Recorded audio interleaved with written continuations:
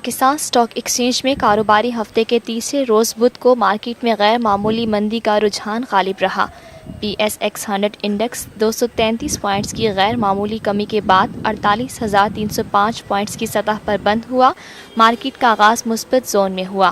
آج کاروبار کے آغاز سے کاروبار کے اختتام تک مجموعی طور پر 370 کمپنیوں کے حصص کے بھاؤ کا کاروبار ہوا، جن میں سے 131 کمپنیوں کے حصص کے بھاؤ میں اضافہ، 222 کمپنیوں کے حصص کے بھاؤ میں کمی، جبکہ 17 کمپنیوں کے حصص کے بھاؤ میں کوئی ردوبدل واقع نہیں ہوا۔